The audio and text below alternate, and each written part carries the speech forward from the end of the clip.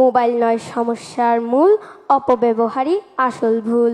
বিতর্ক প্রতিযোগিতায় শ্রেষ্ঠত্ব অর্জন তথা চ্যাম্পিয়ন হওয়ার গৌরব ধরে রাখার দৃঢ় প্রত্যয় নিয়ে আমি আমার দলের অবস্থান স্পষ্ট করছি।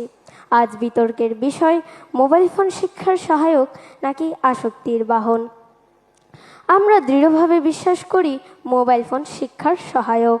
বিখ্যাত বিজ্ঞানী অ্যালবার্ট আইনস্টাইন বলেছিলেন, technological progress is like an axe in the hands of a pathological criminal.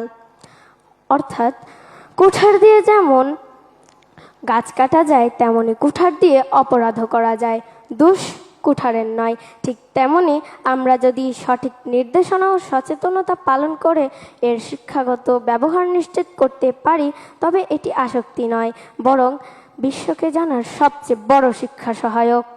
কবিগুরু রবীন্দ্রনাথ ঠাকুর বলেছিলেন, বিপুলা এ পৃথিবীর কতটুকু জানি, দেশে দেশে কত না নগর রাজধানী, মানুষের কত কীর্তি, কত নদী গিরি সিন্ধু মরু, অজানা রয়ে গেল কত তরু।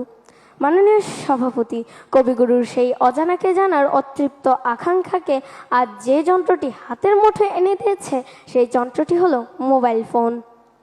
এটি শিক্ষার বিরোধিতা করছে না, বরং এটি শিক্ষার একটি অপরিহার্য সহায়ক।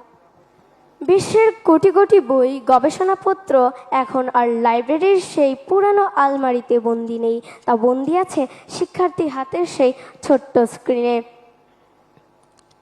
এটা শুধু আমাদের প্রাতিষ্ঠানিক শিক্ষাই দিচ্ছে না, বরং ফ্রিল্যান্সিং, কোডিং ও নতুন ভাষা শেখার মাধ্যমে বেকারত্ব দূর করছে।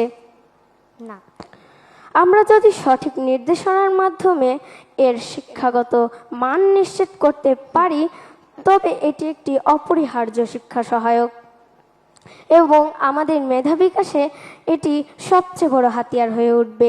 মাননীয় সভাপতি, অতীতে ক্লাসের ফাঁকে জানালার বাইরে তাকিয়ে থাকা, ডেস্কের নিচে কাটাকুটি খেলা ও বইয়ের নিচে গল্পের বই লুকিয়ে রেখে গল্পের বই পড়ার অভ্যাস কি ছিল না? দোষ ডিভাইসের নয়, দোষ মনোযোগের। আমাদের বাংলাদেশের মূল চালিকা শক্তি হলো যুব সমাজ, আর সেই যুব সমাজকে বৈশ্বিক প্রতিযোগিতায় টিকিয়ে রাখতে মোবাইল ফোন আজ আর কোনো বিলাসিতা নয়, বরং এটি একটি অপরিহার্য শিক্ষা সহায়ক।